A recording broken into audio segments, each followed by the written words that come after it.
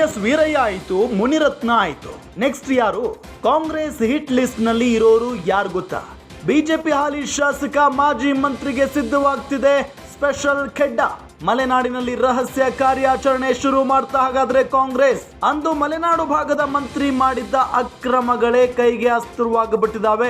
ಮಾಜಿ ಗೃಹ ಸಚಿವ ಬಿಜೆಪಿ ಶಾಸಕ ಆರಗ ಜ್ಞಾನೇಂದ್ರಗೆ ಟ್ರಬಲ್ ಶುರುವಾಗಿದೆ. ಒಂದಲ್ಲ ಎರಡಲ್ಲ 3 ಹಗರಣದಲ್ಲಿ ಆರಗ ಜ್ಞಾನೇಂದ್ರ ಅವರ ಹೆಸರು ಕೇಳಿ ಬಂದಿರೋದು. 3 ಹಗರಣದಲ್ಲಿ ಆರಗ ಜ್ಞಾನೇಂದ್ರ ತಗ್ಲಾಕೊಳ್ಳೋದು ಫಿಕ್ಸ್. ಹಾಗಾದ್ರೆ ಆರಗ ಜ್ಞಾನೇಂದ್ರ ವಿರುದ್ಧ ಮಾಜಿ ಸಚಿವ ಕೆಮ್ಮನೆ ರತ್ನಾಕರ್ ಆರೋಪವನ್ನ ಮಾಡಿದ್ದಾರೆ. ಆರಗ ಸಚಿವರಾಗಿದ್ದ ವೇಳೆ ತೀರ್ಥಹಳ್ಳಿ ಕ್ಷೇತ್ರದಲ್ಲಿ ಅಕ್ರಮ ನಡೆದಿದೆ. ಕ್ಷೇತ್ರದಲ್ಲಿ ನಡೆದಿರೋ ಕಾಮಗಾರಿಗಳು ಅಕ್ರಮವಾಗಿವೆ. PSI ಹಗರಣದಲ್ಲೂ ಆರಗ ಅವರ ಹೆಸರು ಕೇಳಿ ಬಂದಿದೆ.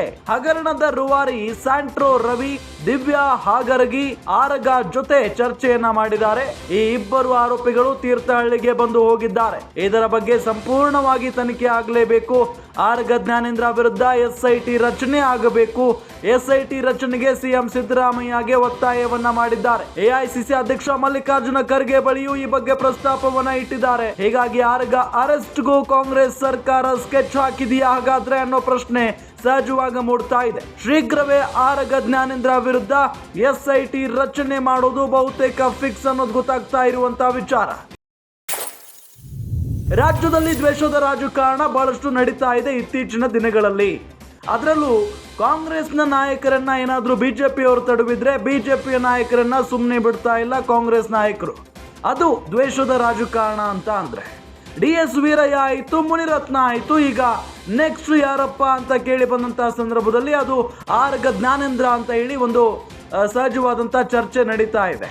ಕಾಂಗ್ರೆಸ್ ಹಿಟ್ ಲಿಸ್ಟ್ ನಲ್ಲಿ ಈಗ ನೆಕ್ಸ್ಟ್ ಇರೋದೇ ಮಾಜಿ ಮಂತ್ರಿ ಆರಗ ಜ್ಞಾನೇಂದ್ರ. ಮಲೆನಾಡಿನಲ್ಲಿ ರಹಸ್ಯ ಕಾರ್ಯಾಚರಣೆ ಶುರು ಮಾಡಿದೆ ಅಂತೆ ಕಾಂಗ್ರೆಸ್. ಅವತ್ತು ಮಲೆನಾಡು ಭಾಗದ ಮಂತ್ರಿ ಮಾಡಿದ್ದ ಅಕ್ರಮಗಳೇ ಇವತ್ತು ಕೈಗೆ ಅಸ್ತ್ರವಾಗಿ ಸಿಕ್ಕಿದಾವೆ. ಒಂದಲ್ಲ ಎರಡಲ್ಲ 3 ಹಗರಣದಲ್ಲಿ ಆರಗ ಜ್ಞಾನೇಂದ್ರ ಅವರ ಹೆಸರು ಕೇಳಿ ಬರ್ತಾ ಇರೋದು.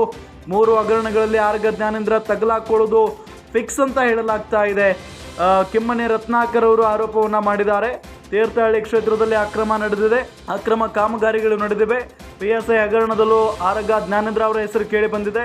ಹಗರಣದ ರೂವಾರಿ ಸ್ಯಾಂಟ್ರೋ ರವಿ, ದಿವ್ಯಾ ಹಾಗರಗಿ ಆರಗ ಜೊತೆ ಚರ್ಚೆಯನ್ನ ಮಾಡಿದ್ದಾರೆ. ಈ ಇಬ್ಬರು ಆರೋಪಿಗಳು ತೀರ್ಥಹಳ್ಳಿಗೆ ಬಂದು ಹೋಗಿದ್ದಾರೆ.